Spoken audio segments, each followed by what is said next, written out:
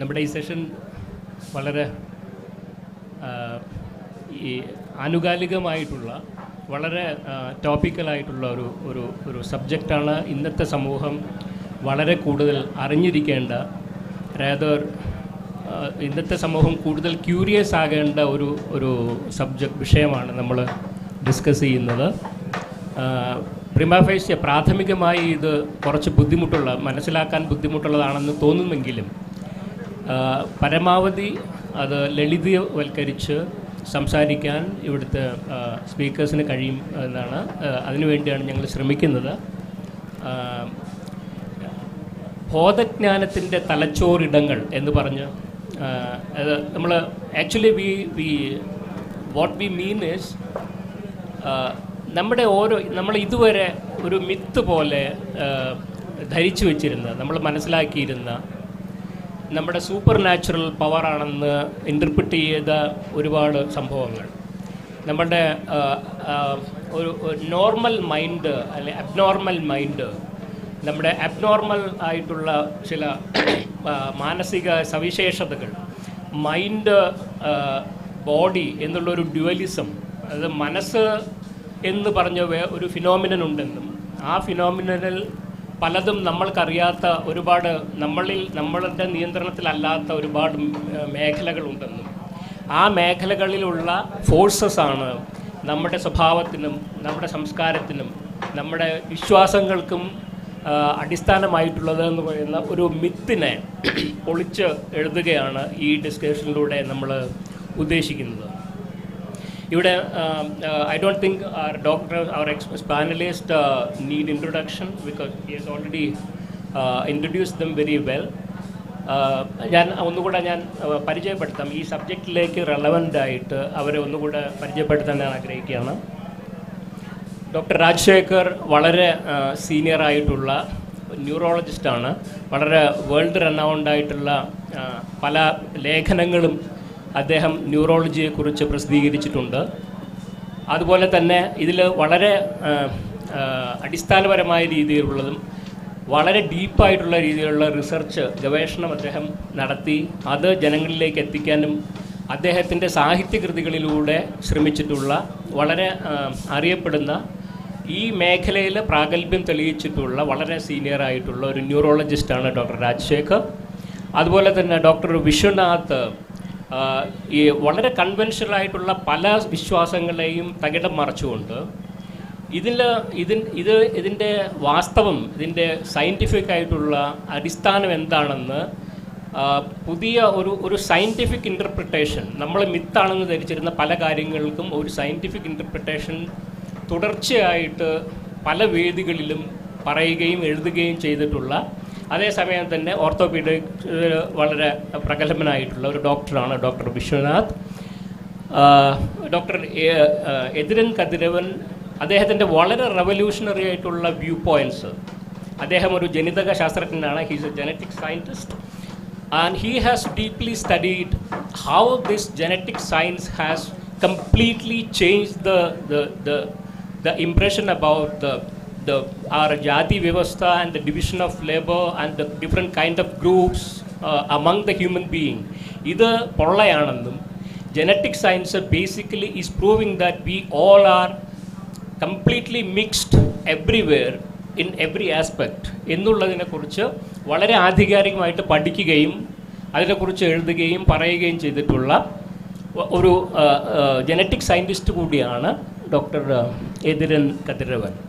ഇവിടെ നമ്മൾ പറയാൻ ഉദ്ദേശിക്കുന്നത് പ്രധാനമായും നമ്മുടെ കോൺഷ്യസ്നെസ്, നമ്മൾ കോഗ്നിറ്റീവ് പവേഴ്സ് നമ്മൾ പലപ്പോഴും മനസ്സിലാക്കുന്നില്ല.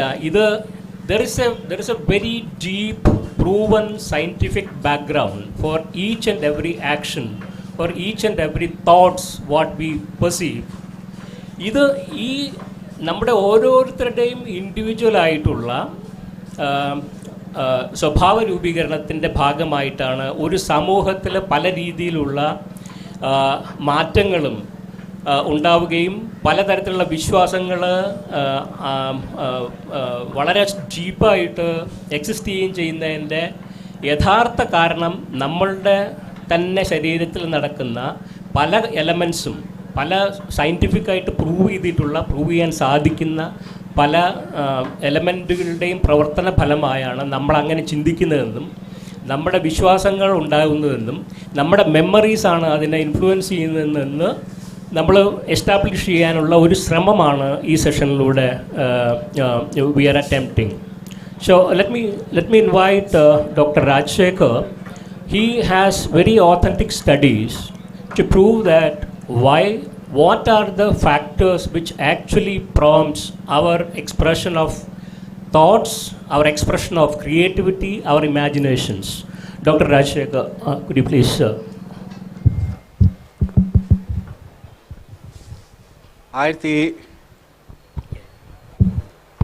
1967 മുതൽ പഠിക്കുകയാണ്. പഠിച്ച് പൂർണ്ണമായി എന്ന് യാതൊരു അവകാശവുമില്ല. പഠിപ്പിക്കുകയും ചെയ്തു. താഴത്തെ ലെവലിലൊന്നുമല്ല, കുറച്ച് കൂടിയ ലെവലിൽ, പോസ്റ്റ് ഗ്രാജുവേറ്റ് ലെവലിൽ. ഈ ചോദിച്ചത് ശരിക്കും പറയുകയാണെങ്കിൽ ഒരു അസാധാരണ പ്രതിഭാസമാണ്. ഇത് അലൗകികമെന്നോ അഭൗമമെന്നോ ഒന്നും വെക്കണ്ട, വെറും സാധാരണ. അതായത് നിങ്ങൾ അനുഭവിക്കുന്ന ഓരോ കാര്യവും, നിങ്ങളെ തൊടുന്ന സാധനങ്ങളെല്ലാം, നിങ്ങൾ കാണുന്നതെല്ലാം, നിങ്ങൾ കേൾക്കുന്നതെല്ലാം നിങ്ങളായിട്ട് മാറുന്ന ഒരു പ്രതിഭാസം. അതായത് എക്സ്റ്റേണൽ സ്റ്റിമുലൈ എങ്ങനെയാണ് നമ്മളെ ഉണ്ടാക്കുന്നത്. അതായത് ഞാൻ എന്ന ഭാവം, അത് ഫിലോസോഫിക്കലായിട്ട് എടുക്കാം. ഫിലോസഫി ഒന്നും വേണ്ട, ബ്രെയിൻ മതി. ഈ ബ്രെയിൻ എന്നുള്ള സാധനം നിങ്ങൾക്ക് ഒട്ടും അറിഞ്ഞുകൂടാ. ഞാൻ പഠിപ്പിച്ചിരുന്ന മെഡിക്കൽ ന്യൂറോളജിയിലുള്ള ആൾക്കാർക്ക് പോലും ലൈവ് ബ്രെയിൻ തൊടാൻ പറ്റാത്ത ഒരു കാര്യമാണ് ന്യൂറോ സർജറിക്കാരാണ്. അവർക്ക് ഫിസിയോളജി പഠിക്കേണ്ട കാര്യമില്ല. ഒരു കാലത്ത് ന്യൂറോ സർജറി റെസിഡൻ്റായിട്ട് കൂടി ഞങ്ങൾക്ക് വർക്ക് ചെയ്യേണ്ടി വന്നതുകൊണ്ട് ഇതിൻ്റെ ലൈവ് ബ്രെയിൻ തൊട്ടാൽ വിശ്വസിക്കാൻ കുറച്ച് കണക്കുകൾ പ്രയാസമാണ്. പറഞ്ഞുതരാം. 1350 ഗ്രാം, 1.3 ഗ്രാമിന് താഴെയുള്ളൂ വെയിറ്റ്. അതിനകത്ത് 100 ബില്യൺ സെല്ലുകളാണ്. ഈ മില്യൺ ബില്യൺ എന്നൊക്കെ വെച്ചാൽ നിങ്ങളത് വെച്ച് വെറും 2 വാക്കാണ്, ഒരർത്ഥവുമില്ല. കണക്ക് വേറൊന്ന് പറയാം. 1000 മില്യൺ സെക്കൻഡ് എന്ന് വെച്ച് കഴിഞ്ഞാൽ അത് 11.5 ദിവസമേ ആകുന്നുള്ളൂ. അതേ സമയത്ത് 1 ബില്യൺ സെക്കൻഡ് എന്ന് വെച്ച് കഴിഞ്ഞാൽ 32 കൊല്ലമാണ്. 4 മാസമേ അതിന് കുറവുള്ളൂ. വ്യത്യാസം നോക്കാം. 11.5 ദിവസവും മറ്റേത് 32 കൊല്ലവും. അതാണ് ആ കണക്കിൻ്റെ വ്യത്യാസം. ഈ ബ്രെയിനകത്ത് പഠിപ്പിച്ച് ആവർത്തിച്ച് തലയ്ക്കകത്ത് കയറ്റിയിരിക്കുന്ന ഈ 100 ബില്യനോ 86 ബില്യനോ വോട്ടെവർ ഇറ്റ് ഈസ്, അതിൻ്റെ അകത്ത് മെജോറിറ്റി സെറിബ്രൽ ഹെമിസ്ഫിയർ എന്ന് പറഞ്ഞാൽ തലച്ചോറിൻ്റെ മുൻഭാഗത്താണെന്നുണ്ടെങ്കിൽ അതും തെറ്റ്. അതിൽ 80% സെറിബെല്ലത്തിലാണ്. അതിനെക്കുറിച്ച് വലിയ വിവരമൊന്നും ആർക്കും വലുതായിട്ടില്ല. ഈ സാധനം ചെയ്യുന്നത് ഇത് മനുഷ്യൻ്റെ എവല്യൂഷണറി പ്രോസസ്സിൽ 2 ബ്രെയിനാകുകയും ആ 2 ബ്രെയിനും ഓരോരോ വിവിധമായ പ്രത്യേകതകൾ വരികയും ചെയ്തൊരു സമയത്ത്, അതായത് ഇടത് ബ്രെയിനാണ് ലെക്സിക്കൽ ബ്രെയിൻ, സംസാരിക്കുന്ന ബ്രെയിൻ, കണക്ക് ചെയ്യുന്ന ബ്രെയിൻ, പ്രാഗ്മാറ്റിക് ബ്രെയിൻ. അതേസമയത്ത് വലത് മുഖത്ത് നിങ്ങളുടെ മുന്നിൽ സ്ഥിരിക്കുമ്പോൾ ആ വശത്തുനിന്ന് വരുന്ന വെളിച്ചം എൻ്റെ മുഖത്ത് പറ്റുന്നതിൻ്റെ വൈഷമ്യത നിങ്ങൾക്ക് മനസ്സിലാകുകയാണെങ്കിൽ അത് വെറും ഒരു മനസ്സിലാക്കൽ മാത്രമല്ല.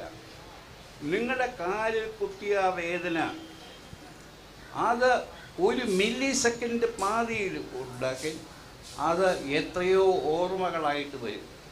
അവസാന കൗണ്ടിൽ ഇതെവിടെ പോകുന്നു എന്നുള്ളതാണ്. ഞരമ്പ് എന്നുള്ള വാക്ക് നെർവ് എന്നുള്ള സാധനം അതിലെ കൂടെ കയറി സ്പൈനൽ കോഡ് വഴി നേരെ ബ്രെയിനകത്ത് ചെല്ലുമ്പോഴത്തേക്കും പഠിപ്പിച്ച് വയ്ക്കുന്നത് നേരെ പെറൈറ്റൽ ലോബിൽ പോവുകയാണെന്ന്. ഒന്നുമല്ല, പെറൈറ്റൽ ലോബിൽ കുറച്ചേ പോകുന്നുള്ളൂ. അതിനു മുമ്പ് നല്ല പങ്ക് താഴത്തെ ഇടങ്ങളിൽ അത് അങ്ങ് സ്ഥിരീകരിക്കുകയാണ്. പോകുന്ന വഴിക്ക് 1000 പന്താവുകൾ വേറെ മാറി അത് ഓർമ്മയിൽ പോകും, അത് ചിന്തയിൽ പോകും, അത് അത് പേടിയിൽ പോകും, അത് എല്ലാത്തിനും പോകും. ഒരു വാക്കുണ്ട് അമിഗ്ഡല ഹിജാക്ക് എന്ന്.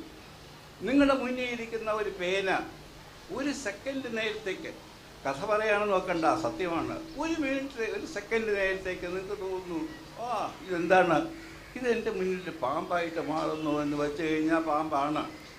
നിങ്ങൾ ചാടി എണീക്കും, നിങ്ങൾ വിചാരിക്കും ഒക്കുകയല്ല, നോക്കും. ബിക്കോസ് ഇതാണ് അമിഗ്ഡല ഹിജാക്ക് എന്ന് പറയുന്നത്. പേടിച്ച് തൂറി ആകപ്പാട് അത്ഭുതപ്പെടുന്ന ആൾക്കാർ വരുന്നത്. ഇത് നിങ്ങൾക്ക് തഴയാം, ഇത് സുഖമായിരുന്നു, ഇത് വെറും വട്ടാണല്ലോ. അല്ല, വട്ടല്ല, ഇത് ബ്രെയിനിൻ്റെ ഒരു ഭാവമാണ്. എന്തുകൊണ്ട് ഇതുണ്ടാകുന്നു എന്നുള്ളത് ചോദിച്ച ഉത്തരം, അതായത് സെൻസേഷൻ വന്നു കഴിഞ്ഞാൽ അത് കോഗ്നീഷൻ ആകുക, അത് അറിവായിട്ട് മാറുക എന്ന് വെച്ച് കഴിഞ്ഞാൽ ആ സെൻസേഷൻ 1 എന്നുള്ളതല്ല, 1 = 10,000 ബില്യനോ ഒരു 20,000 ബില്യനോ ആയിട്ട് ഒരുമിച്ച് കൂടി അതനുഭവിക്കുകയാണ്. എൻ്റെ കയ്യിൽ ആരെങ്കിലും ഒന്ന് തൊട്ടാൽ ആ തൊടുന്നത് എനിക്ക് ഈർഷ്യയാകാം. എൻ്റെ പേരക്കുട്ടിയാണ് വന്ന് തൊടുന്നെങ്കിൽ അതെനിക്ക് മംഗളമായിട്ട് തോന്നുന്നു. അത് വേറെ വല്ലതുമാണ് എനിക്ക് സുഖമായിട്ട് തോന്നുന്നു, അത് അരോചകമായിട്ട് തോന്നുന്നു. ഇത് അറിയുന്നത് ഏറ്റവും പ്രധാനം. ഒരു സെക്കൻഡ് ഒന്ന് പിടിക്കാമോ?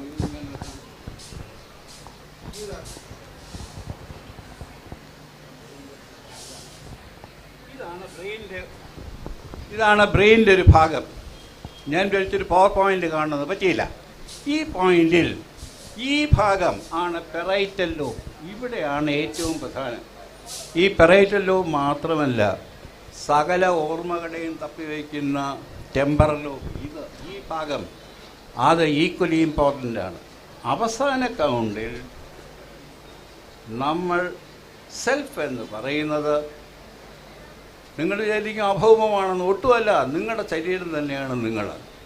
ആ ശരീരത്തിനകത്ത് ഓർമ്മകൾ സ്റ്റിമുലൈ ഓർമ്മകളായിട്ട് മാറുന്നത്, അത് കൂടുന്നതാണ് ഞാൻ എന്ന ഭാവം. ഇത് അറിയണോ? ഈ ഭാഗത്താണ്.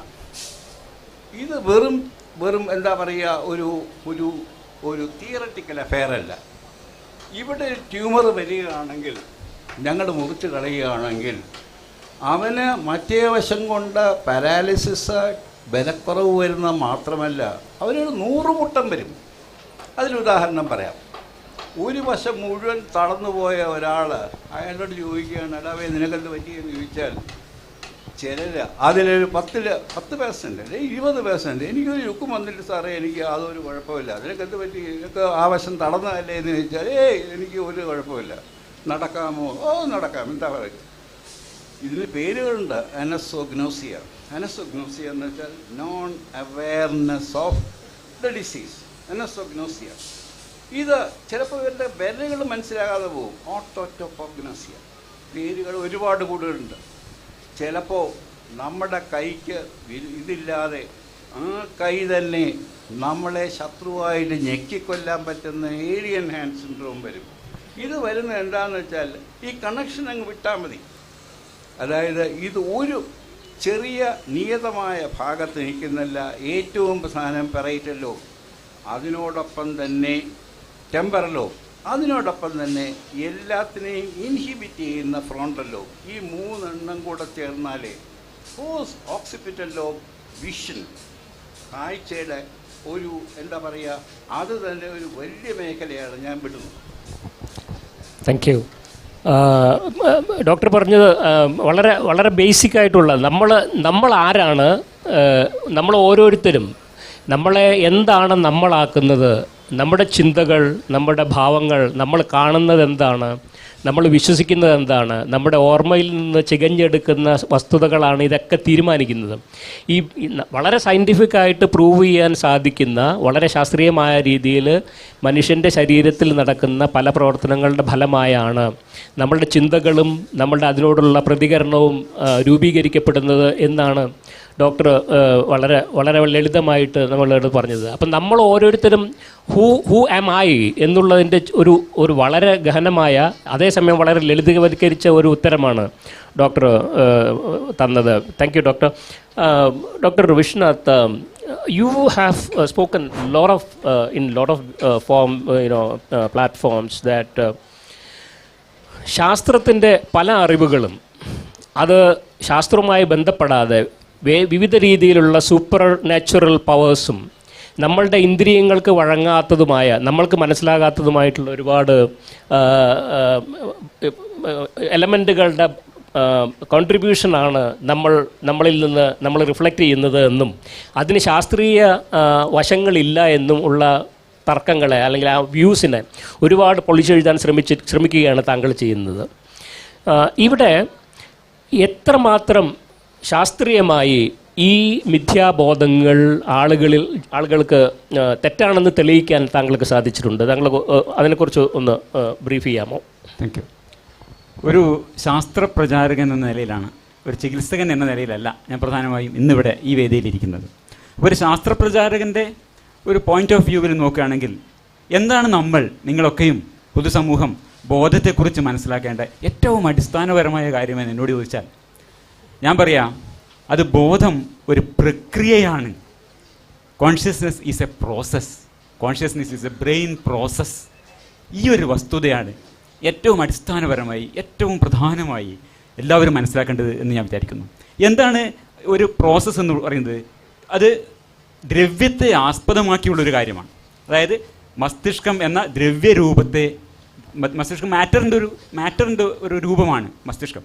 ഈ മസ്തിഷ്കത്തെ ആശ്രയിച്ചുള്ള ഒരു പ്രോസസ്സ് മാത്രമാണ്, ഒരു പ്രവർത്തനം മാത്രമാണ് ഈ ബോധമെന്ന് പറയുന്നത്. അതല്ലാതെ അതൊരു സത്തയല്ല. ബോധമെന്നത് പ്രത്യേകം സ്വതന്ത്രമായി അസ്തിത്വമുള്ള, സ്വതന്ത്രമായി നിലനിൽക്കുന്ന ഒരു സത്തയല്ല, ഒരു എൻറ്റിറ്റി അല്ല. ഇത് ഏറ്റവും അടിസ്ഥാനപരമായിട്ട് നമ്മൾ തിരിച്ചറിയേണ്ട ഒരു കാര്യമാണ്. ഇത് രണ്ടും തമ്മിൽ എങ്ങനെ മനസ്സിലാക്കാം? എന്താണ് ഒരു എൻറ്റിറ്റിയും ഈ ഒരു പ്രോസസ്സും തമ്മിലുള്ള വ്യത്യാസം ഏറ്റവും എളുപ്പത്തിൽ മനസ്സിലാക്കാൻ തീയിനെ കുറിച്ച് ആലോചിച്ചാൽ മതി. തീ ഇന്ധനം എന്ന ഒരു ദ്രവ്യരൂപം, വായു എന്നൊരു ദ്രവ്യരൂപം, മാറ്ററിൻ്റെ 2 ഫോംസാണ്. ഇത് രണ്ടിനെയും ആശ്രയിച്ച് മാത്രം നിലനിൽക്കുന്ന ഒരു പ്രവൃത്തിയാണ്, ഒരു പ്രക്രിയയാണ് തീ. അതല്ലാതെ തീക്ക് സെപ്പറേറ്റ് ആയിട്ട് അസ്തിത്വമില്ല. ഇന്ധനത്തിൽ നിന്ന് വേർപെട്ട്, വായുവിൽ നിന്ന് വേർപെട്ട് ഒരു തീയില്ല. അതുപോലെയാണ് മസ്തിഷ്കത്തിൽ നിന്നും ശരീരത്തിൽ നിന്നും വേർപെട്ടുകൊണ്ട് ഒരു ബോധത്തിനും സ്ഥാനമില്ല എന്ന് പറയുന്നത്. ഈ ഒരു വസ്തുത മനസ്സിലാക്കിയാൽ നമ്മളെല്ലാവരും എന്തായിത്തീരും? മെറ്റീരിയലിസ്റ്റുകളായിത്തീരും. കാര്യം എന്താണെന്ന് പറഞ്ഞാൽ, പുരാതനമായൊരു ധാരണ എന്താണ്? ഈ ബോധം എന്നത് ഒരു പ്രത്യേകമായ സ്വതന്ത്രമായ അസ്തിത്വമുള്ള ഒരു സ്വത്വമാണ്, ഒരു എൻറ്റിറ്റിയാണെന്നാണ്. ഇതിൻ്റെ അടിസ്ഥാനത്തിലാണ് പുരാതനമായ ഒരുപാട് ലോകവീക്ഷണങ്ങൾ ഉണ്ടാവുന്നത്. ഇത് മറികടക്കുകയും ഒരു പ്രോസസ്സാണ്, ഒരു പ്രക്രിയയാണ് ബോധമെന്ന് മനസ്സിലാക്കുകയും ചെയ്താൽ പിന്നെന്തില്ല? നൈനം ചിന്ത്യന്തി ശസ്ത്രാണി നൈനം ദഹതി പാവക എന്നുള്ള ആത്മാവില്ല. ആത്മാവ് അതിൻ്റെ ജീർണവസ്ത്രങ്ങൾ ഉപേക്ഷിച്ച് മറ്റൊരു ഒരു വസ്ത്രം സ്വീകരിക്കുന്നതാണ് മരണം എന്ന പുരാതനമായ ധാരണയില്ല. ഭഗവത്ഗീത അവിടെ തീർന്നു. ഈശാവാസ്യം ഇതം സർവം, ഉപനിഷത്തുകൾ അവിടെ തീർന്നു. ബ്രഹ്മസത്യം ജഗൻ മിഥ്യ ജീവോ ബ്രഹ്മൈവനാപര, വേദാന്തം അവിടെ തീർന്നു. ഇതൊക്കെ തീർന്നു.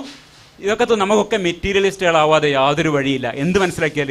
ഈ ബോധം എന്നത് ഒരു പ്രക്രിയയാണെന്ന് മനസ്സിലാക്കിയാൽ അവിടെ ഇതൊക്കെ അവസാനിച്ചു. പക്ഷെ എന്താ തമാശ? നമ്മുടെ ഈ അഭ്യസ്തവിദ്യരായ മലയാളികളുടെ ഇടയിൽ ഇന്നും, ഇന്ത്യക്കാരുടെ ഇടയിൽ ഇന്നും, ലോകത്ത് തന്നെ ഇന്ന് വിശേഷിച്ചും പറയുകയാണെങ്കിൽ ഈ രീതിയിലേക്ക് ഈ ശാസ്ത്രീയ വിവരത്തെ, ശാസ്ത്രീയമായ നമ്മുടെ അറിവിനെ പരാവർത്തനം ചെയ്ത ആൾക്കാർ എത്രയുണ്ട്? ഡോക്ടർമാർക്കിടയിലാവട്ടെ, റിസർച്ച് സയൻറ്റിസ്റ്റിൻ്റെ ഇടയിലാവട്ടെ, ഞാൻ വിചാരിക്കുന്നത് വളരെ കുറച്ച് പേര് മാത്രമാണ് ഈ ഒരു ശാസ്ത്ര തിരിച്ചറിവിനെ തങ്ങളുടെ ലോകവീക്ഷണത്തിൻ്റെ ഭാഗമായി പരാവർത്തനം ചെയ്തിരിക്കുന്നതെന്ന് ഞാൻ വിചാരിക്കുന്നു. എന്തായിരിക്കും അതിൻ്റെ കാരണം? പല കാരണങ്ങളുണ്ടാവാം. അതിൽ ഒറ്റൊരു കാരണം മാത്രമാണ് ഞാനിന്ന് പറയാൻ വിചാരിക്കുന്നത്. അത് എന്താ പറയുക, വിത്ത് അപ്പോളജീസ് ടു രാജശേഖരൻ സാർ, ഞാനതിനെ പറയാം ഡോക്ടർ ഭാസ്കരൻ നായർ ഡിസീസ് എന്നാണ് അതിന് പറയാം. അതെങ്ങനെയെന്ന് പറഞ്ഞാൽ ഒരു കഥയാണ്. 1974 രാജശേഖരൻ സാർ എൻ്റെ ഗുരുസ്ഥാനീയനാണ്. കോഴിക്കോട് മെഡിക്കൽ കോളേജ്, ഞാൻ പഠിച്ച കോഴിക്കോട് മെഡിക്കൽ കോളേജ് അധ്യാപകനായിരുന്ന സമയത്ത് അദ്ദേഹം പറയുന്നൊരു കാര്യമുണ്ട്. ശ്രീരാമകൃഷ്ണ പരമഹംസരുടെ ജീവചരിത്രം വിശദമായി പഠിച്ചപ്പോൾ വളരെ പ്രകടമായി തോന്നിയത് അദ്ദേഹത്തിന് ടെമ്പറൽ ലോബ് അപസ്മാരമാണ് എന്നാണ്. അദ്ദേഹത്തിൻ്റെ ദിവ്യദർശനങ്ങളും അദ്ദേഹത്തിൻ്റെ വചനങ്ങളും പെരുമാറ്റവും ഒക്കെ ടെമ്പറൽ ലോബ് അപസ്മാരത്തിൻ്റേതാണ് എന്ന് അദ്ദേഹം സാറ് മനസ്സിലാക്കി. സാർ ഇതിനെ പേര് ലേഖനം എഴുതി. ഇതെഴുതുന്നത് 1974 ആലോചിക്കണം. അപ്പോൾ ഞാനൊക്കെ വൾട്ട് റോസറ്റ് നടക്കുന്ന കാലമാണ്. അപ്പോൾ 1974 ഇത് എഴുതുമ്പോൾ ഈ വിഷയത്തിൽ ഒരു പേപ്പർ, അതായത് ഫ്രോണ്ടൽ ലോ, ഈ ടെമ്പറൽ ലോബ് എപ്പിലെപ്സിയുള്ള പേഷ്യൻസിൻ്റെ റിലീജിയസ് എക്സ്പീരിയൻസിനെ കുറിച്ചിട്ടുള്ള പേപ്പർ, അതിൻ്റെ ലിറ്ററേച്ചർ റിവ്യൂ ആണെന്ന് പോയി നോക്കിയപ്പോൾ അതിൽ അന്താരാഷ്ട്ര തലത്തിൽ ആദ്യത്തെ ഒരു പ്രബന്ധം വന്നേക്കുന്നത് 1977 ഇത് 1974 സാറ് ഇവിടെ ഇത് എഴുതുന്നുണ്ട്. അപ്പോൾ അതിൻ്റെ തമാശ എന്താണെന്ന് പറഞ്ഞാൽ, ഇത് ഡോക്ടർ കെ ഭാസ്കരൻ നായർ നിങ്ങൾ കേട്ടിട്ടുണ്ടാവും. ഞങ്ങളുടെ തലമുറക്കൊക്കെ വളരെ പരിചയമാണ്. കോളേജ് എഡ്യൂക്കേഷൻ ഡയറക്ടറായിട്ട് റിട്ടയർ ചെയ്തിട്ടുള്ള ആളാണ്. കണ്ണൂരിൽ താമസിച്ചിരുന്നു. അദ്ദേഹം സന്ദർഭവശാലി ലേഖനം കാണുകയും ചുരുക്കി പറഞ്ഞാൽ സാറിനോട് പറഞ്ഞു 25 കൊല്ലത്തിന് ഇത് പ്രസിദ്ധീകരിക്കരുതെന്ന്. 45 കൊല്ലമായിട്ട് ഇന്നും അത് പ്രസിദ്ധീകരിച്ചിട്ടില്ല. കാരണം സാറ് പറയുന്നത് ഇത് അബ്നോർമാലിറ്റി അല്ല, ഹൈപ്പർ നോർമാലിറ്റിയാണ്, ഇത് പ്രസിദ്ധീകരിക്കണ്ട എന്ന് പറഞ്ഞു. രാജശേഖരൻ സാർ അത് സ്വീകരിച്ചു. ഇന്നും ആ ലേഖനം പ്രസിദ്ധീകരിച്ചിട്ടില്ല എന്നാണ് ഞാൻ മനസ്സിലാക്കുന്നത്. ഇതാണ് ഞാൻ ഒരു ചിന്താരോഗമാണ് എന്ന് പറയുന്നത്. ഭാസ്കരൻ സാർ ഡിസീസ് എന്ന് ഞാൻ പറയാൻ വളരെ വിനീതപൂർവ്വം പറയാൻ കാരണം, മലയാളത്തിലെ പോപ്പുലർ സയൻസ് രംഗത്ത്, ശാസ്ത്ര സാഹിത്യ രംഗത്തെ കുലപതിയാണ് ഭാസ്കരൻ നായർ സാർ. ഞങ്ങളൊക്കെ കണ്ടിട്ടുണ്ട്. ഇതുകൊണ്ട് എന്തുണ്ടായി, ഒരുപക്ഷെ ലോകത്തിൽ തന്നെ അന്ന് ആ കാലത്ത് 1974 പ്രസിദ്ധീകരിച്ചിരുന്നെങ്കിൽ ഒരു ലാൻഡ്മാർക്ക് പേപ്പറാകുമായിരുന്ന ഒരു സാധനം. പോട്ടെ, മലയാളത്തിൽ എവിടെയെങ്കിലും പ്രസിദ്ധീകരിച്ചിരുന്നെങ്കിൽ എന്നെ പോലുള്ള കൗമാരക്കാരൊക്കെ വായിച്ച്, അന്ന് കൈ കിട്ടി എന്തും വായിക്കുന്ന കാലമാണ്. നമുക്കൊക്കെ അന്ന് കിട്ടിയിരുന്നത് എന്താണ്? ഭാസ്കരൻ നായർ സാറിൻ്റെ ലേഖനങ്ങളാണ്. ഭാസ്കരൻ നായർ സാറിൻ്റെ ഒരു ലേഖനം ഞാൻ ഇപ്പോഴും ഓർക്കുന്നുണ്ട്. അതെന്താ പറയുന്നത് വെച്ചാൽ, ഈ ഹഠയോഗികളുടെ ഒരു ധാരണ ഉണ്ടല്ലോ, അതായത് നമ്മുടെ നട്ടലിൻ്റെ ഏറ്റവും അടിയിലായിട്ട് മൂലാധാരത്തിനകത്ത് ഇങ്ങനെ ചുരുണ്ട് കിടക്കുന്ന ഒരു കുണ്ടലിനി എന്നൊരു അതീവ ശക്തിയുണ്ട്, അതിൽ ഉയർത്തിക്കഴിഞ്ഞാൽ വലിയ സിദ്ധികൾ കിട്ടുന്നു. ഇതൊക്കെ ശാസ്ത്രീയമാണെന്ന് സ്ഥാപിച്ചുകൊണ്ട് ലേഖനം അക്കാലത്ത് ഞാൻ വായിച്ചിട്ട്, ഞാൻ സുവോളജി വിദ്യാർത്ഥിയാണ്, ഇത് എംബ്രിയോളയൊക്കെ വായിച്ച ചിത്രങ്ങളൊക്കെ ഉണ്ട് ഈ പ്രിമിറ്റീവ് നോട്ടിൻ്റെ ഒക്കെ. അപ്പോൾ എനിക്കിത് വളരെ ഇഷ്ടമായി. അന്ന് അതിന് പകരം രാജശേഖരൻ സാറിൻ്റെ ലേഖനമാണ് വായിച്ചിരുന്നെങ്കിൽ അടുത്ത കുറേ വർഷങ്ങൾ ഞാൻ ഈ മഹേഷ് യോഗിയുടെയും അല്ലെങ്കിൽ ഈ വിവേകാനന്ദൻ്റെ ഒന്നും പിന്നാലെ പോയിട്ട് എൻ്റെ ജീവിതം വേസ്റ്റ് ആവില്ലായിരുന്നു. ഇതാണ് ആ ഒരു ചിന്താരോഗത്തിൻ്റെ ഒരു പ്രശ്നം. അതായത് നമ്മുടെ പാരമ്പര്യാധിഷ്ഠിതമായ ലോകവീക്ഷണത്തിന് എതിരായിട്ട് വരുന്ന, അതിനെ വിമർശിച്ചുകൊണ്ട് വരുന്ന ഏതൊരു ശാസ്ത്രീയമായ വസ്തുതയെയും നമ്മൾ വളരെ സംശയത്തോടു കൂടി നോക്കുകയും അതിനെ നമ്മൾ സെൻസർ ചെയ്യുകയും അതിനെ നമ്മൾ എന്താ പറയുക നിരോധിക്കുകയും ഒക്കെ ചെയ്യുന്ന ഒരു പ്രവണത, ഇതിനെയാണ് ഞാൻ ഈ ചിന്താരോഗമായിട്ട് പറഞ്ഞത്. ഇത് ഒരു ഭാസ്കരൻ സാറിൻ്റെ പ്രശ്നമല്ല, നമ്മളുടെ ഒക്കെ പ്രശ്നമാണ്. എന്തിനാണ് വെറുതെ പ്രശ്നം ഉണ്ടാക്കുന്നത്? അതുകൊണ്ട് അല്ലെങ്കിൽ സയൻസ് ഡസൻ നോ എവറിത്തിങ്, അതൊന്ന്. അതല്ലെങ്കിൽ അങ്ങനെ ഉണ്ടാവുമായിരിക്കും. ഇങ്ങനെയൊക്കെ പറഞ്ഞുകൊണ്ട് നമ്മൾ ഈ നമ്മുടെ പരമ്പരാഗതമായ മതധാരണകളെയൊക്കെ തന്നെ ചോദ്യം ചെയ്യുന്ന തരത്തിലുള്ള ശാസ്ത്രീയ വസ്തുതകൾക്ക് നേരെ കണ്ണടക്കുകയോ തമസ്കരിക്കുകയോ ചെയ്യുന്നു എന്നതാണ് ഈ ചിന്താരോഗത്തിൻ്റെ ഒരു പ്രശ്നം. അപ്പോൾ എനിക്ക് പറയാനുള്ളത് ഇതാണ്, നമ്മൾ ഈ ചിന്താരോഗത്തിൽ നിന്ന് നമ്മൾ രക്ഷപ്പെടേണ്ടതുണ്ട്. ഈ ഒരു enlightenment style critic of religious reason, അതിനെ മുൻനിർത്തിക്കൊണ്ടുള്ള പുസ്തകങ്ങൾ, ലേഖനങ്ങളും മീഡിയ പ്രസൻറ്റേഷൻസും പ്രസംഗങ്ങളും ഒക്കെ ധാരാളമായി ഉണ്ടാവേണ്ടതുണ്ട്. ഈ ഒരു കാര്യം കൂടി നിങ്ങൾ പറഞ്ഞുകൊണ്ട് ഞാൻ നിർത്തുന്നു. നന്ദി. Thank you doctor. ശരിക്കും ഇടയ്ക്ക് പറയണമെന്ന് കരുതിയതല്ല. നേരത്തെ പറഞ്ഞ പോലെ 1967 തൊട്ട് പഠിപ്പിക്കുകയാണ്. പഠിപ്പിച്ചുകൊണ്ടിരുന്നെ ഈ അബ്നോർമൽ, നോർമൽ എന്ന 2 വാക്കുകൾ ഞങ്ങൾ മെഡിക്കൽ സയൻസിൽ പറയും. നോർമൽ എന്ന് വെച്ചാൽ സാധാരണ എന്ന് വെച്ചാൽ 80% വരുന്ന വെറും തുക്കട ആൾക്കാർ പറയുന്നതിൽ മാപ്പ്, പക്ഷെ സത്യം. ഈ നോർമൽ എന്ന് പറയുമ്പോൾ അതിന് വിഭിന്നമായിട്ട് 2 എണ്ണം വരാം.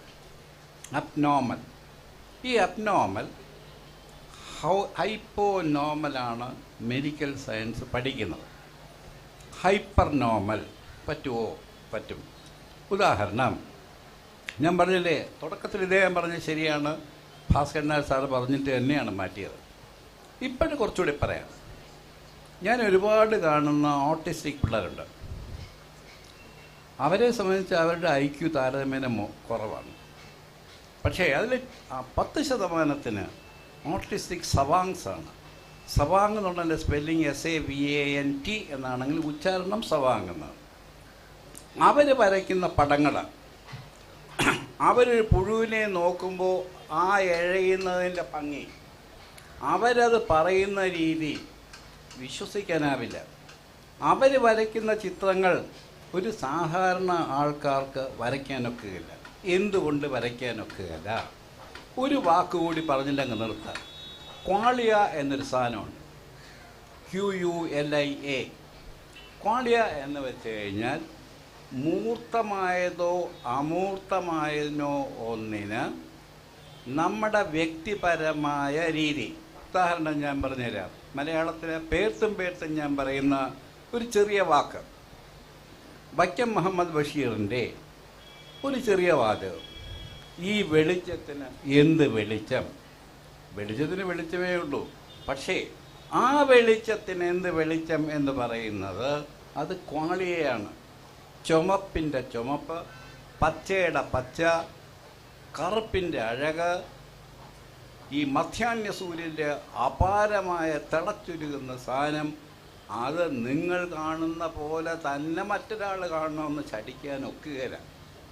ഇത് ഞാൻ പറയുന്നത് വളരെ അപൂർവമായിട്ടേ കാണാറുള്ളൂ.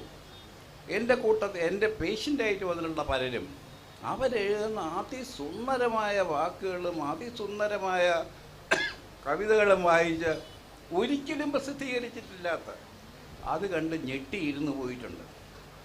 ഞാൻ അവരോട് പറയാറുണ്ട്, എന്തുകൊണ്ടയക്കുന്നില്ല? അവർക്ക് മൗനമാണ്. മിക്കവാറും അവർക്ക് അത് മറ്റുള്ളവരെ ധരിപ്പിക്കാൻ ന്യായവുമില്ല. ഈ hyper normal state medical physiology അംഗീകരിക്കുന്നുണ്ടോ എന്ന് വെച്ചാൽ ഉണ്ട്. കാര്യം ക്ലാസിക് എക്സാമ്പിൾ ഓട്ടിസം തന്നെ. ഓട്ടിസത്തിൽ ബ്രെയിൻ വളരുന്നില്ല പല ഭാഗങ്ങളും. ഈ വളരുന്ന ഭാഗങ്ങൾ, അതിൽ വളരാത്ത ഭാഗങ്ങൾ ചിലപ്പോൾ അത് ബുദ്ധിയുടെ മാന്ദ്യം വരുത്തുന്നത്. ഈ വളരുന്ന ഭാഗങ്ങൾ അതുല്യമായ വിശ്വസിക്കാൻ വയ്യാത്ത സൗന്ദര്യമുള്ള കൊണ്ടിരുന്നത് അതിനെ ഇൻഹിബിറ്റ് ചെയ്യുന്ന, നിങ്ങളുടെ കാര്യത്തിൽ ഇൻഹിബിറ്റ് ചെയ്യുന്ന ബ്രെയിൻ ലോബ്സ് ഫങ്ഷൻ ചെയ്യാത്തതുകൊണ്ടാണ്. ഇത് സാധ്യമാണോ എന്ന് ചോദിച്ചാൽ വളരെ സൗമ്യനായി, വളരെ വളരെ വിനയത്തോടെ ഞാൻ പറയുന്നു, സാധ്യം. ഇത്രയും കൊല്ലം പഠിപ്പിച്ചു കഴിഞ്ഞിട്ട് ഞാൻ അലൗകികം പറയുന്നില്ല, ഞാൻ ഇടയ്ക്ക് വിടുന്നു. ഈ മനസ്സ്, നമ്മുടെ സോൾ എന്ന് പറയുന്ന നമ്മുടെ ആ സാധനം പോലും അതിന് ബ്രെയിൻ മാത്രം മതി. അതിലേക്ക് ചർച്ച വരികയാണെങ്കിൽ അപ്പം പറയാം. Thank you sir.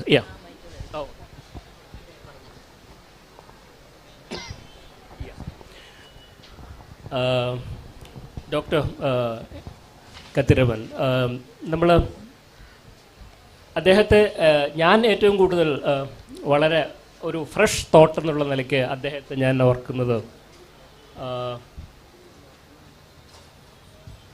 പല കാര്യങ്ങളും ഇപ്പം ജനറ്റിക് സയൻസിൻ്റെ ഡെവലപ്മെൻറ്റോടുകൂടി, ജനറ്റിക് സയൻസിൽ നമ്മൾ ഒരുപാട് കാര്യങ്ങൾ, നമ്മൾ ഇതുവരെ മനസ്സിലാക്കാതിരുന്ന ഒരുപാട് കാര്യങ്ങൾ നമുക്ക് മനസ്സിലാക്കാൻ കഴിയുന്നുണ്ട്. ഒരുപാട് അസുഖങ്ങൾ നമുക്ക് എന്തുകൊണ്ട് അസുഖങ്ങൾ വരുന്നു, നമുക്ക് എന്തുകൊണ്ട് ഈ പർട്ടിക്കുലർ അസുഖം നമുക്ക് വരാൻ സാധ്യതയുണ്ടെന്ന് നമുക്ക് നേരത്തെ കൂട്ടി പ്രവചിക്കാൻ സാധിക്കുന്ന ഒരു പ്രതിഭാസം. ഇതൊക്കെ ഈ ജനറ്റിക് സയൻസ് കൊണ്ട് നമുക്ക് വന്നിട്ടുള്ള ഗുണങ്ങളാണ്. ഈ ഗുണങ്ങൾ അദ്ദേഹം പല രീതിയിൽ നോക്കിക്കണ്ടിട്ടുണ്ട്. ജനിതക ശാസ്ത്രത്തിൽ ഗവേഷണം നടത്തിയ അദ്ദേഹം വളരെ വളരെ റെലവൻ്റായിട്ട് പറഞ്ഞിട്ടുള്ള ഒരു തിയറി, നമ്മളിലെല്ലാമുള്ള നമ്മുടെ ആ ജാതകം, നമ്മുടെ ആ ജനറ്റിക് കോഡ് ഏറെക്കുറെ ഒന്നാണ്. പലതിൽ നിന്നും മിക്സ് ചെയ്ത് നമ്മൾക്കിടയിലുള്ള, നമ്മളെല്ലാം ഹ്യൂമൻ ബീയിങ് ആണ്. ഈ ഹ്യൂമൻ ബീയിങ്ങിൻ്റെ ഇടയിൽ നമ്മുടെ അറിവില്ലായ്മ കൊണ്ടുണ്ടാക്കിയെടുത്തിട്ടുള്ള ഒരുപാട് ഡിവിഷൻസ് ഉണ്ട്. ജാതി വ്യവസ്ഥ, മതം, വിശ്വാസങ്ങൾ, ആചാരങ്ങൾ, ഇങ്ങനെയുള്ള ഒരുപാട് നമ്മൾ ഈ കുറേ വർഷങ്ങളായിട്ട്, ദശാബ്ദങ്ങളായിട്ട്, സെഞ്ച്വറീസായിട്ട് ഫോളോ ചെയ്ത് വന്നിട്ടുള്ള പല വിശ്വാസങ്ങളും തകിടം മറിച്ച് ഇതിലൊന്നും ഇതൊക്കെ മിഥ്യയാണെന്നും ഇതിൻ്റെ യാഥാർത്ഥ്യങ്ങൾ മറ്റു ചിലതാണ് എന്നുള്ളത് വളരെ തുറന്ന് പറഞ്ഞിട്ടുള്ള ഒരു തിയറി അദ്ദേഹത്തിൻ്റെ വരികയുണ്ടായി. ഇതിൽ പറഞ്ഞു, ഇവിടെ ഈഴവനും നായരും ബ്രാഹ്മണനും രാജാവും പ്രജയും എല്ലാം പരസ്പരം കൂടിക്കലർന്ന് പല രീതിയിൽ പല കാലങ്ങളായിട്ട് തുടർന്ന് മാറ്റങ്ങൾക്ക് വിധേയമായി വന്നിട്ടുള്ള നമ്മുടെ ജനറ്റിക് കോഡാണ് നമ്മൾ ആരാണെന്ന് തീരുമാനിക്കുന്നത്. ഞാൻ ആരാണെന്ന് തീരുമാനിക്കുന്നത് എൻ്റെ ജനറ്റിക് കോഡാണ്. ഈ ജനറ്റിക് കോഡ് എന്ന് പറഞ്ഞാൽ പല രീതിയിലും പല ആളുകളിൽ നിന്നും പല ഗോത്രങ്ങളിൽ നിന്നും മാറി മാറി മാറി മാറി മാറി വന്നിട്ടുള്ള എൻ്റെ ജനിതക ശാസ്ത്രമാണ്. ഇത് നമ്മൾ ഓരോരുത്തർക്കും ബാധകമാണ്. മറ്റ് ഡിവിഷനുകൾക്കൊന്നും മിത്തുകളിൽ അധിഷ്ഠിതമായിട്ടുള്ള യാതൊരു ഒരു വിശ്വാസങ്ങൾക്കും ഇവിടെ പ്രസക്തിയില്ല എന്ന് അദ്ദേഹം തുറന്നു പറയുകയുണ്ടായി. ഡോക്ടർ കതിർവൻ, ഇതിനെക്കുറിച്ച് ഞങ്ങൾക്ക് could you please tell us what exactly you mean by that?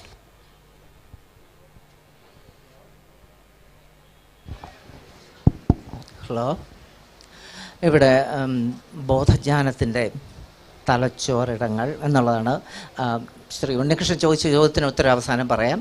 പക്ഷേ ഇപ്പോൾ നമ്മളിവിടെ കൂടിയിരിക്കുന്ന ബോധജ്ഞാനത്തെക്കുറിച്ചാണ്, അതിനെക്കുറിച്ച് ആദ്യം പറയാം. അത് കഴിഞ്ഞിട്ട് അദ്ദേഹം ചോദിച്ച ചോദ്യത്തിന് ഉത്തരം പറയാം. ബോധജ്ഞാനം, കോൺഷ്യസ്നെസ് എന്താണെന്നുള്ളത് ഇപ്പോൾ രാജശേഖരൻ സാറ് പറഞ്ഞു ചുവപ്പിൻ്റെ ചുവപ്പാണതെന്ന്.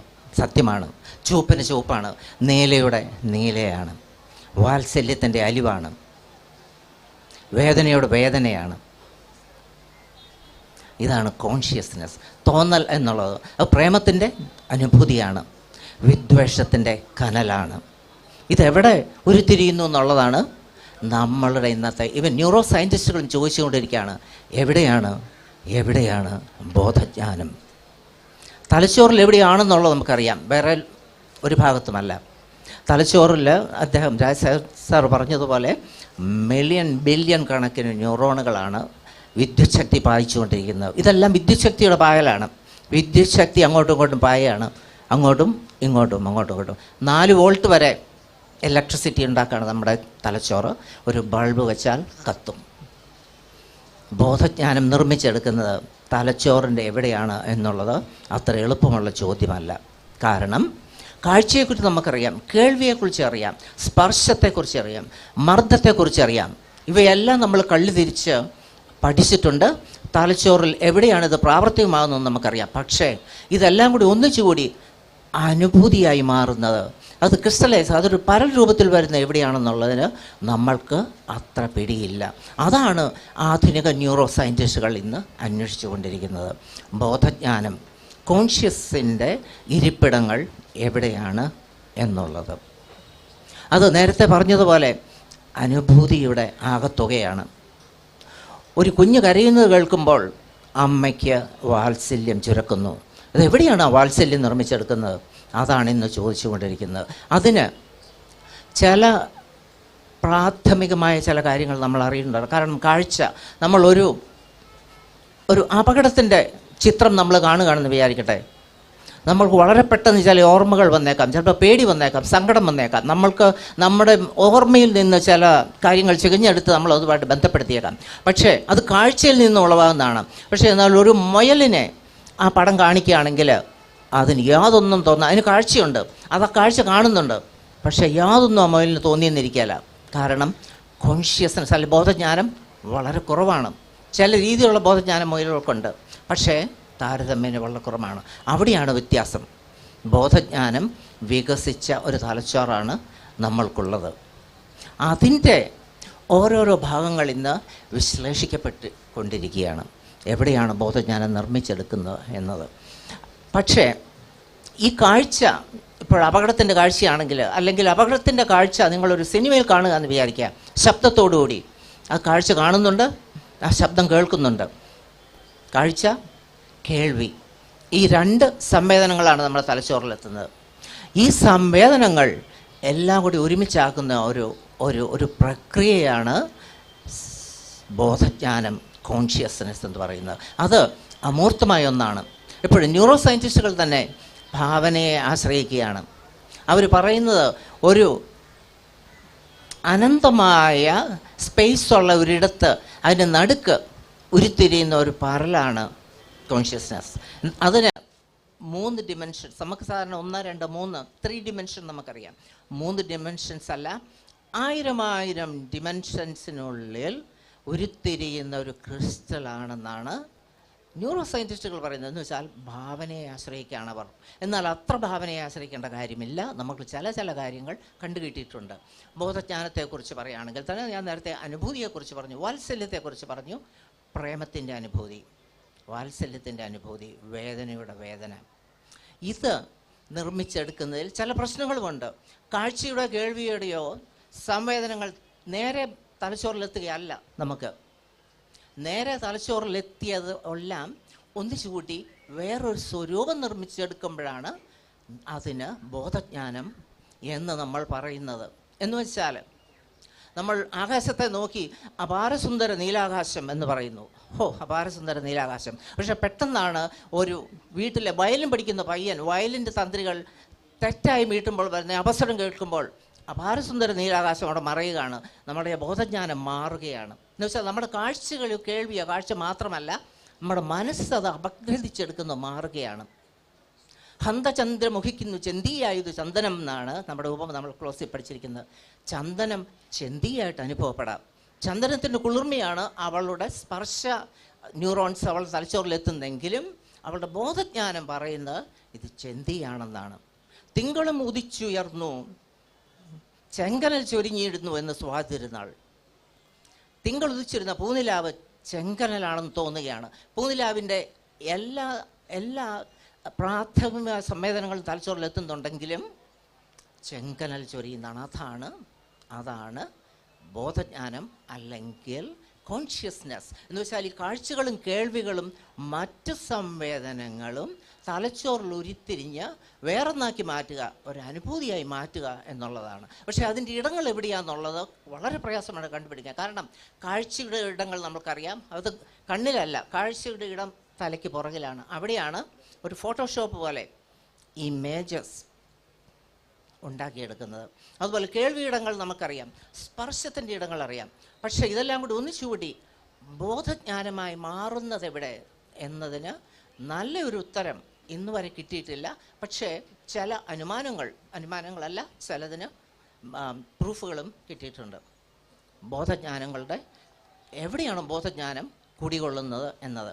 അതിന് ഇപ്പോഴും നിലവിലുള്ളത് 2 തിയറികളാണ്. ഒന്ന്, തലച്ചോറിലെ ആകപ്പാടെയുള്ള സ്പേസിൽ ഓരോരോ സംവേദനങ്ങൾ രേഖപ്പെടുത്തുകയാണ്.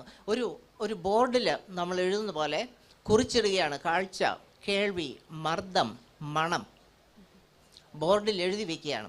ആ ബോർഡിൽ എഴുതി വെച്ചത് പലയിടത്തും ഇവിടെ നടക്കുന്ന പോലെ, ഇവിടെ ഈ TV സ്ക്രീനിലുള്ള ഇവിടെ പലയിടത്തും ഇപ്പോൾ കാണുന്നുണ്ട്. ഈ പ്രസംഗം തന്നെ ഇപ്പോൾ പലയിടത്തും കാണും, പലയിടത്തോട് ബ്രോഡ്കാസ്റ്റ് ചെയ്യാണ്. ഈ ബോർഡിൽ എഴുതി വെച്ച കാര്യങ്ങൾ നമ്മുടെ തലച്ചോറിൽ, ഒരു ബോർഡിൽ എഴുതി വെച്ചത് തലച്ചോറിലെ ആകപ്പാടെയുള്ള സ്ഥലത്തേക്ക് വിക്ഷേപണം ചെയ്യുകയാണ്. ആ വിക്ഷേപണം ചെയ്യുന്ന വിവരങ്ങൾ ഒന്നിച്ചുകൂടിയാണ് ബോധജ്ഞാനം രൂപീകരിക്കുന്നത്. അതാണ് ഇന്നത്തെ ഒരു തിയറി.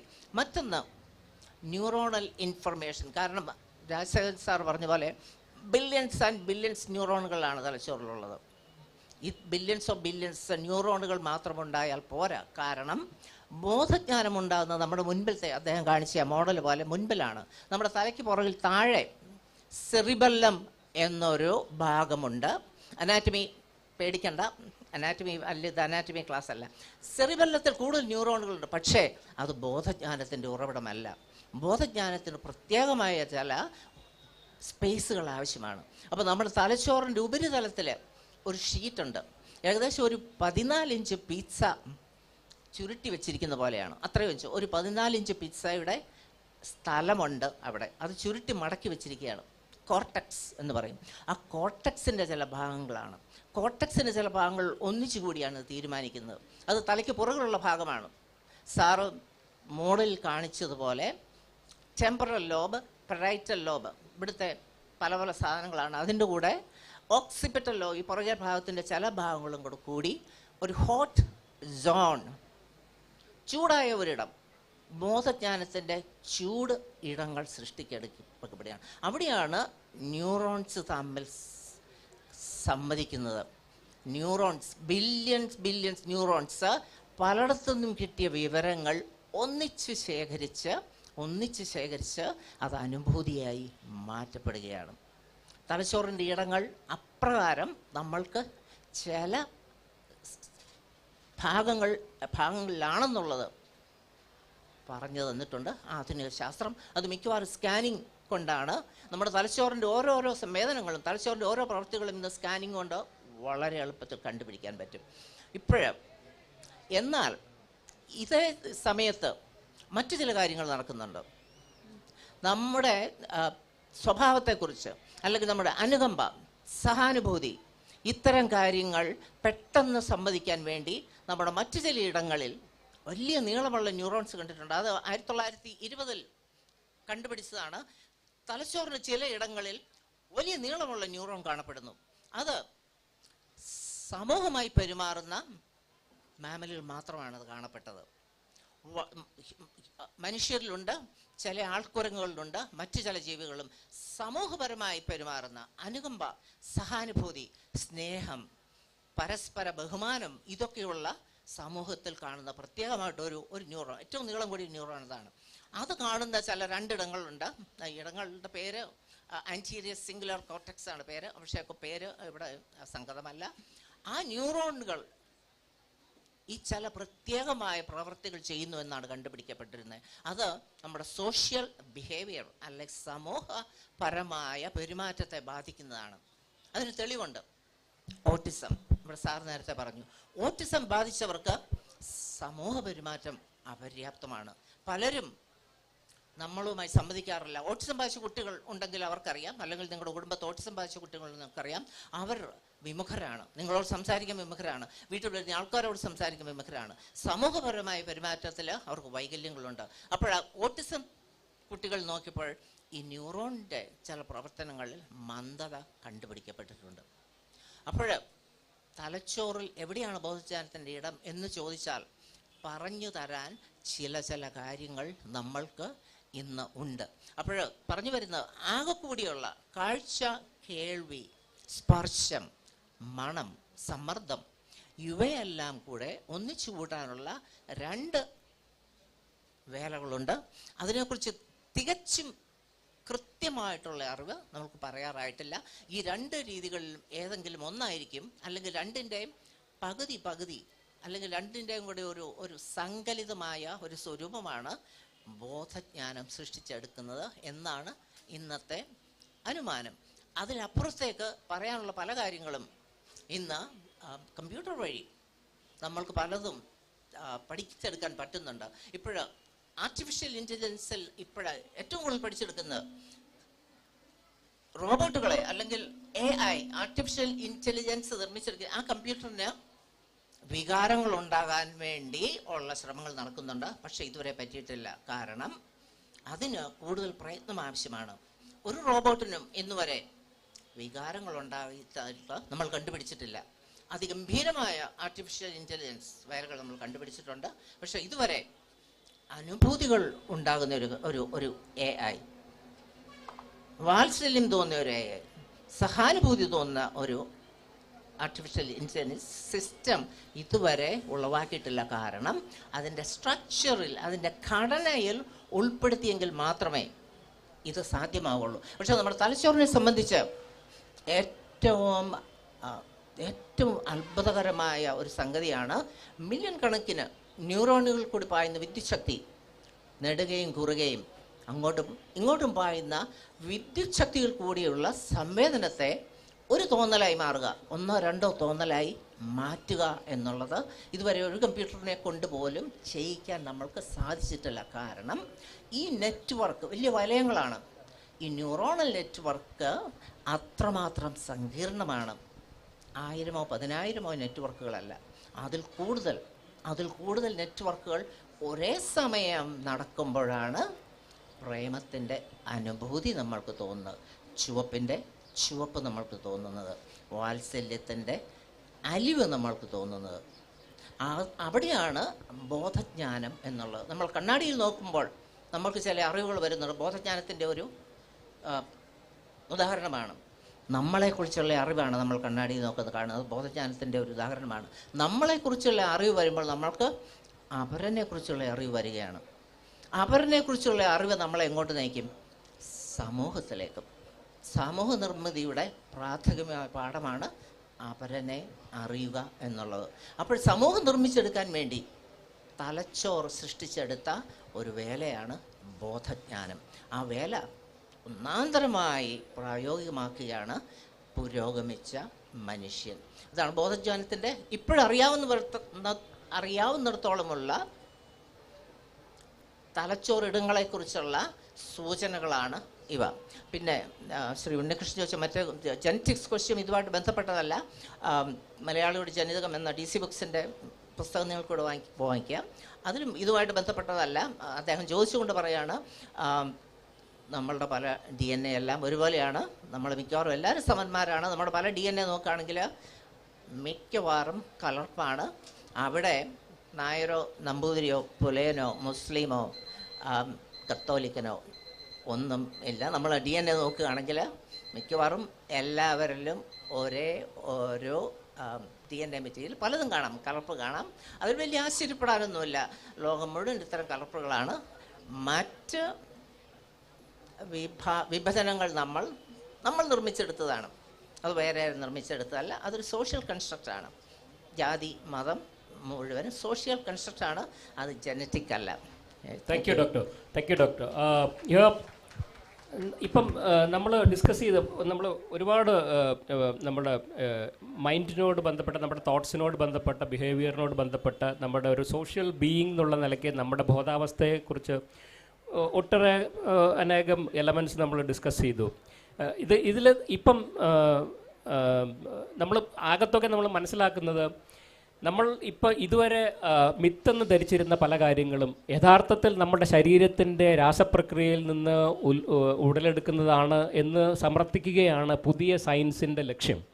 അത് വരുമ്പോഴാണ് നമ്മൾ ഇവോൾവ്ഡ് ആയിട്ടുള്ള ഒരു സയൻറ്റിഫിക് വേൾഡിലുമായിട്ട് സമരസപ്പെട്ടു പോകുന്നു എന്നൊരവസ്ഥയിലേക്ക് നമ്മൾ എത്തുന്നത്.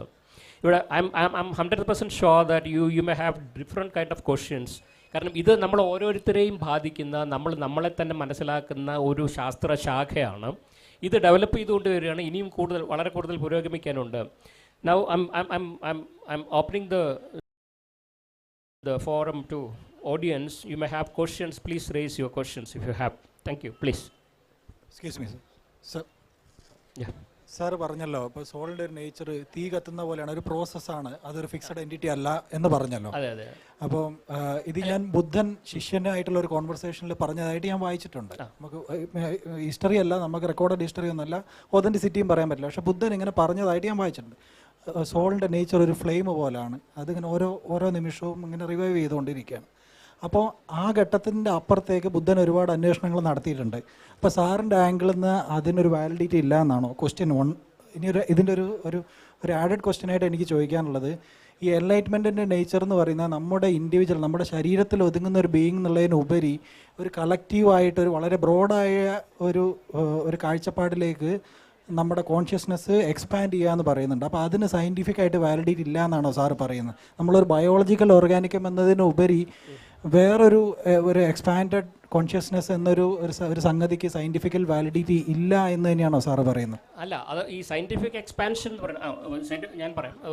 സയൻറ്റിഫിക് എക്സ്പാൻഷന് ഒരു റീസൺ നമ്മൾ കണ്ടെത്തുക എന്നുള്ളതാണ് സയൻസിൻ്റെ റെസ്പോൺസിബിലിറ്റി.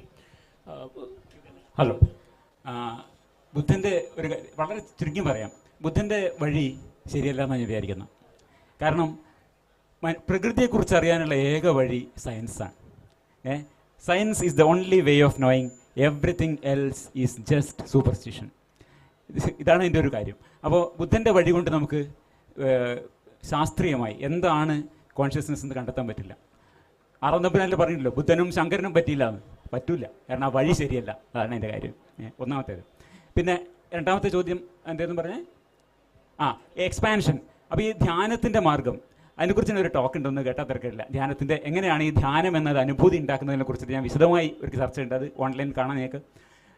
ഇത് തീർത്തും ഭൗതികമായി വിവരിക്കാവുന്നൊരു കാര്യമാണ് ധ്യാനാനുഭവം എന്നത്. അതിനെ കോൺഷ്യസ്നെസ്സിൻ്റെ എക്സ്പാൻഷൻ എന്നൊക്കെ വിവരിക്കുന്നത് ഈ കോൺഷ്യസ്നെസ്സിനെ ഒരു സത്തയായി കാണുന്നതുകൊണ്ടാണ്. അങ്ങനെയല്ല, കോൺഷ്യസ്നെസ് ഒരു സത്തയല്ല, പ്രത്യേകമായ അസ്തിത്വമുള്ള ഒരു വസ്തുവല്ല. ഇങ്ങനെയാണ് മുമ്പ് ധരിച്ചിരുന്നത്. അത് ഒരു സത്തയാണെന്ന് ധരിച്ചിരുന്നത്. അതുകൊണ്ടാണ് അഗ്നിയെ അങ്ങനെ കാണുന്നതുകൊണ്ടാണ് പഞ്ചഭൂത സിദ്ധാന്തം ഉണ്ടാകുന്നത്. അതുപോലെയാണ് ഈ കോൺഷ്യസ്നെസ് ശരീരത്തിൽ നിന്നും മസ്തിഷ്കത്തിൽ നിന്നും വ്യതിരിക്തമായ ഒരു കോൺഷ്യസ്നെസ് ഉണ്ട് എന്ന ധാരണയിലാണ് അതിനെ എക്സ്പാൻഷൻ എന്നൊക്കെ പറയുന്നത്. അത് അസാധ്യമായൊരു കാര്യമാണ്. അതല്ല അതിൻ്റെ explanation. We have very good explanation, biological explanation four what you feel. ഈ ധ്യാനാനുഭവത്തിന് കൃത്യമായിട്ടുള്ള ബയോളജിക്കൽ എക്സ്പ്ലനേഷൻ ഇപ്പോൾ ഉണ്ട്. വിശദമായി സംസാരിച്ചുള്ളൊരു വിഷയം ആയതുകൊണ്ട് ഇപ്പം അതിലേക്ക് പോകുന്നില്ല. തീർച്ചയായും എനിക്കൊരു സെക്കൻഡ്. തീർച്ചയായും ബോധജ്ഞാനം എന്നുള്ളത് തലച്ചോറ് നിർമ്മിച്ചെടുക്കുന്നതാണ്. അത് അപരിമേയമാണ്. അതിൻ്റെ സീമ നമ്മൾക്ക് ഒട്ടും നിർവചിക്കാൻ പറ്റാത്തതാണ്. അതീന്ദ്രിയമായ കാര്യങ്ങൾ അതിൽ ഉൾപ്പെടും. ധ്യാനത്തിൽ നിന്നുളവാടുന്ന ആനന്ദം അതിൽ ഉൾപ്പെടുന്നതാണ്. നമ്മൾക്ക് പരഹൃദയ ജ്ഞാനം വരുന്നു എന്നുള്ളതൊക്കെ ഓരോ ചിന്തയുടെ തോന്നലാണ്. നമ്മുടെ മസ്തിഷ്കം നിർമ്മിച്ചെടുക്കുന്നതാണ്. അതിന് ഒരു അതിരുകളില്ലാത്ത തരത്തിൽ നിർമ്മിച്ചെടുക്കാൻ പറ്റും ഈ ബോധം എന്നുള്ളത്. അത് കൃത്യമായിട്ട് അടയാളപ്പെടുത്തിയിരിക്കുകയാണ്. അതാണ് ഈ കഴിഞ്ഞ 5 കൊല്ലത്തിന് നടന്ന സംഗതിയാണ്. കൃത്യമായിട്ട് അടയാളപ്പെടുത്തിയിരിക്കുകയാണ് എവിടെയാണ് ഇതൊക്കെ നിർമ്മിച്ചെടുക്കുന്നത് എന്നുള്ളത്. അത് വലിയൊരു മാറ്റമാണ്. അതുകൊണ്ട് ഇന്ന് ഇത്തരം മറ്റു കാര്യങ്ങൾ വേറെ മരിച്ചുപോയ ആൾ വന്ന് സംസാരിക്കുക എന്നൊക്കെയുള്ള ഈ മനസ്സിൻ്റെ തോന്നലാണെന്നും മനസ്സിൻ്റെ ഇടങ്ങൾ എടുക്കുന്ന അനുഭൂതികളാണെന്നുള്ളതും അതാണ് ആധുനിക ശാസ്ത്രം പറയുന്നത്. അതിൽ സംശയമില്ല. Thank you. She has A question. അതായത് ഇപ്പോൾ പഞ്ചേന്ദ്രിയങ്ങളുടെ ഒരു മണമായാലും ഗന്ധമായാലും സ്വാദായാലും പഞ്ചേന്ദ്രിയങ്ങൾ വഴി നെർവ് വഴി തലച്ചോറിൽ എത്തിയിട്ടുള്ള ഒരു അനുഭവമാണ് ഇതെന്ന് പറയുന്നത്.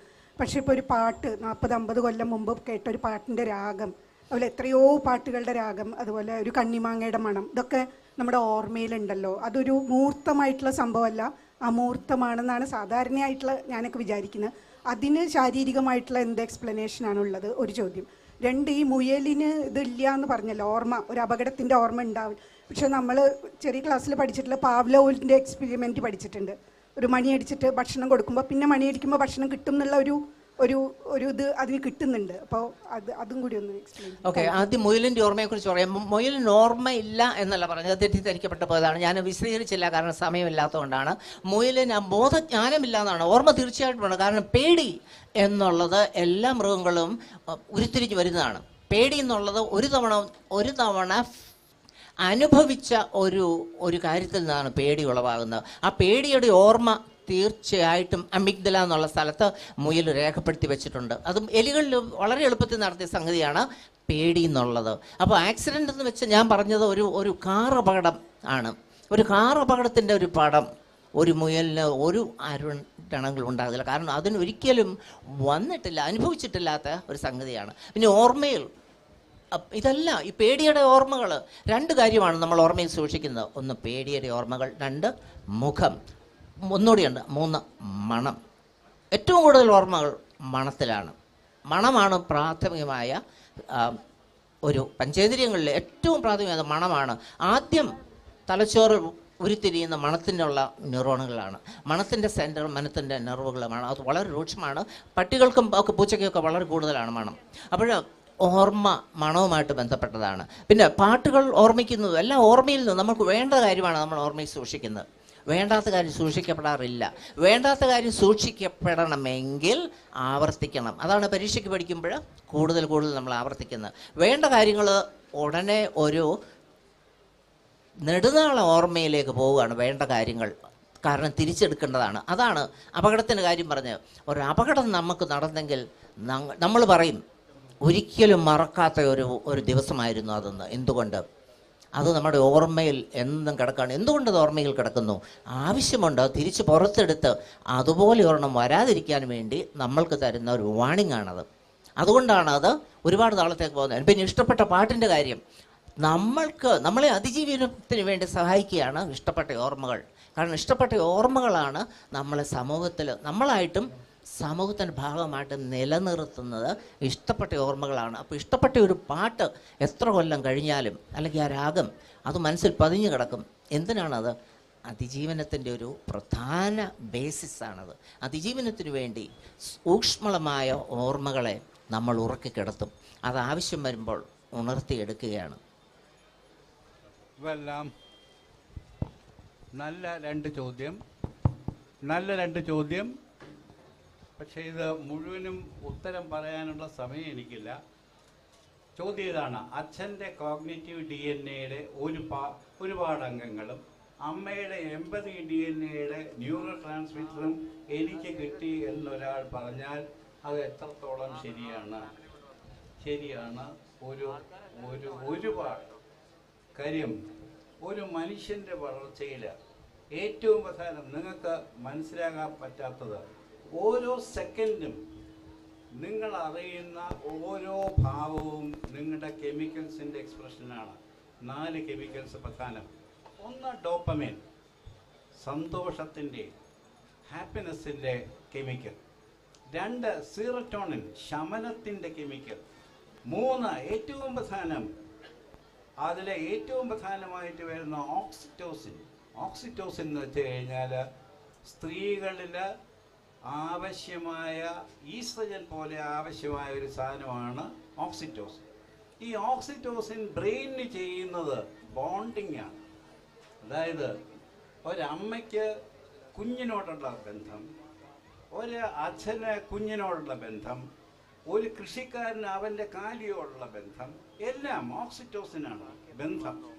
നിങ്ങൾ വായിച്ചിരിക്കും ഒരു വലിയ ഒരു കപ്പൽ ഛേദത്തിൽ ആൾക്കാർ പിടിപെട്ട അവർ ചെന്ന് കഴിഞ്ഞിട്ട് അവർ തിരിച്ച് കപ്പലിൽ വരാത്ത കാര്യം ഹവായ് ദ്വീപിൽ. അതിൻ്റെ കാര്യം എന്താണെന്ന് വെച്ചാൽ ആ നോവലിൻ്റെ പേര് ഞാൻ മറന്നുപോയി, ആരെങ്കിലും പറയുകയാണെങ്കിൽ നന്നാ. അവർ തിരിച്ചു വരാത്ത കാര്യം എന്ന് വെച്ചാൽ ഈ ഓക്സിറ്റോസിൻ്റെ ബന്ധം, അതായത് നമ്മുടെ ബന്ധങ്ങൾ പാലിക്കുന്ന സാധനമാണ്. ഇത് ശരിക്കും പറയുകയാണെങ്കിൽ സ്ത്രീകൾക്കാണ് കുറച്ച് കൂടുതൽ. ഇവിടെ ചോദിക്കാത്ത ഒരു സാധനം, പുരുഷൻ്റെ മസ്തിഷ്കവും സ്ത്രീയുടെ മസ്തിഷ്കവും വ്യത്യാസമാണോ? സ്ട്രക്ചറലി അല്ല, ഫങ്ഷണലി ആണ്. അവർ എത്രയോ ഭേദമാണ് എന്ന് നിസ്സഹായമായിട്ടും സമ്മതിക്കുന്നു. കാര്യം അത് അത്രമാത്രം എമ്പതിക്കാണ്, എത്രമാത്രം എമ്പതിക്കാണ്. അതുകൊണ്ട് ആദ്യത്തെ ചോദ്യം ശരി. രണ്ടാമത് എനിക്ക് വായിക്കാൻ വയ്യ. പ്രിപ്പയർഡ് മൈൻഡിൻ്റേതാണോ എന്നാണ്. നമ്മൾ ചെയ്യുന്ന ഓരോ ശരിക്കുള്ള പ്രവൃത്തിയും, നമ്മൾ ആലോചിച്ച് ചെയ്യുന്ന ഓരോ പ്രവൃത്തിയും നമ്മുടെ ആയിരക്കണക്കിന് ചിന്തകളുടെയും ഓർമ്മകളുടെയും പ്രതിഫലനം മാത്രമാണ്. ഒരാൾ നിങ്ങളെ നോക്കുകയാണെങ്കിൽ തിരിച്ചു നോക്കുന്ന സൗമ്യമായിട്ടാണോ അതോ ക്രോധമായിട്ടാണോ എന്ന് വിചാരിക്കുന്നത് പോലും ചെറിയ ചെറിയ കാര്യങ്ങൾ. ശരിക്കും പറയുകയാണെങ്കിൽ എനിക്ക് ശകലം തിരക്കുള്ളതുകൊണ്ടാണ്, ഇല്ലെങ്കിൽ ഈ 2 ചോദ്യവും ഒരുപാട് ഇഷ്ടമായ സാധനമാണ്. ഒരു പ്രോമിസേ ഉള്ളൂ, ആയുസ് കിട്ടുകയാണെങ്കിൽ, ഒരുപാട് പ്രായമായി എനിക്ക്, ഞാൻ എഴുതുമ്പോൾ Sir. Yeah, Doctor. Yeah. Sir. Any more question? Yeah. Sir. Please. Sir.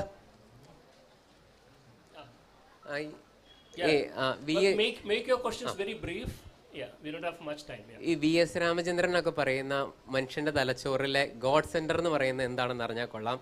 മറ്റൊന്ന്, മനുഷ്യന് ഫ്രീ വില്ല് എന്ന് പറയുന്ന ഒരു കാര്യമുണ്ടോ എന്ന് ന്യൂറോ സയൻസിൽ. ഗിയാക്കോമോ റൊസാലെറ്റി എന്ന ഇറ്റാലിയൻ ഗ്രൂപ്പ്, അവർ ആരും അറിയപ്പെടാതെ പോയേനെ ഈ വിളയന്നൂർ രാമചന്ദ്രൻ മിറർ ന്യൂറോൺസിനെ കുറിച്ച് പറയാതിരുന്നിരുന്നുവെങ്കിൽ. മിറർ ന്യൂറോൺസ് നമുക്ക് അത്യാവശ്യം. അതായത് ഒരു അമ്മ കുരങ്ങ് കാണിക്കുന്ന ഓരോ പ്രവൃത്തിയും, അല്ലെങ്കിൽ ഒരു അമ്മ ആമ കാണിക്കുന്ന ഓരോ പ്രവൃത്തിയും, അതിൻ്റെ കുഞ്ഞ്, അതല്ലെങ്കിൽ ഒരമ്മ കാണിക്കുന്ന, ഒരച്ഛൻ കാണിക്കുന്ന, സമൂഹത്തിലൊരാൾ കാണിക്കുന്ന, അതിൻ്റെ പ്രതിഫലനം കാണിക്കുന്ന മിറർ ന്യൂറോൺസാണ്. ഈ മിറർ ന്യൂറോൺസ് എവിടെയാണെന്നാണ് ഒരുപാട് സ്ഥലത്തുണ്ട്. രാമചന്ദ്രനും കൂട്ടരും പറഞ്ഞു വയ്ക്കുന്ന ഫ്രോണ്ടൽ ലോബിൻ്റെ ഭാഗം മാത്രമാണെന്ന് ഒട്ടുമല്ല, തീർച്ചയായിട്ടും അല്ല. എൽഡർമാൻ കഴിഞ്ഞ 5-6 കൊല്ലത്തിന് മുമ്പ് നോബൽ സമ്മാനം വാങ്ങിച്ച അങ്ങേരെ പറഞ്ഞു വെച്ചാണ് സത്യം. ഒരുപാടുണ്ട്. ഈ മിറർ ന്യൂറോൺസ് ഉണ്ടെങ്കിൽ അതിലാണ് നമ്മളുടെ ഓരോ ചുറ്റുപാടും പ്രതിഫലിക്കുന്നത്. ചോദിക്കുന്ന ഗോഡ് ന്യൂറോൺ, ഇതൊരു കോംപ്ലക്സ് ആയ ഇഷ്യൂ ആണ്. ഏത് അപരിഷ്കൃതമായ സമൂഹത്തിലാണെങ്കിലും ഈ സങ്കല്പം അറിയാതെ വന്നു പോകുന്നത്, നമ്മുടെ മുന്നിൽ ഭവിക്കുന്ന ഓരോരോ എക്സ്പീരിയൻസ് നമ്മുടെ കയ്യിൽ നിന്ന് അതീതമായിട്ട് തോന്നുകയാണെങ്കിൽ, ഒരു ഇടി വന്ന് വീഴുന്ന, ഒരു മഴ വന്ന് വീഴുന്ന, ഒരു പ്രളയം വരുന്നത് നമ്മുടെ കയ്യിൽ ഒതുങ്ങാതാവുമ്പോൾ എവിടെയെങ്കിലും നമ്മൾ ആധ്യാത്മികമായിട്ട് ചോദിച്ചു പോകുന്ന, അത് ബ്രെയിനിൻ്റെ ഒരു ഭാഗമാണ്, വിശ്വാസങ്ങളുടെ ഒരു ഭാഗമായിട്ട് അത് കഷ്ടകാലത്തിന് വരുന്നു. അത് തീർച്ചയായിട്ടും ഉണ്ട്. ഇനി അവസാനം രണ്ടാമത്തെ പാർട്ട് എന്തായിരുന്നു ചോദ്യം? എന്താ? Free will. ഒരുപാട് പരിധി വരെ നമ്മൾ അതുവരെ അനുഭവിച്ച സകല കാര്യങ്ങളും നമ്മൾ ഓർമ്മിച്ചെടുത്ത ഓരോ വിചാരങ്ങളും ഇതിലെ ഡെഫിനിഷൻസ് വരുമ്പോഴാണ് വിഷമം. ഉദാഹരണം, എന്താണ് വിചാരങ്ങൾ എന്ന് ചോദിച്ചു കഴിഞ്ഞാൽ നമ്മൾ അനുഭവിച്ചവയെ നമ്മൾ ഇഷ്ടമായ രീതിയിൽ നമ്മുടെ കാര്യത്തിന് കൊള്ളാവുന്ന രീതിയിൽ ഉള്ള ആലോചനയാണ് വിചാരമെന്ന് പറയുന്നത്. അന്യരുടെ ആലോചന നമുക്കവിടെ വരുന്നില്ല.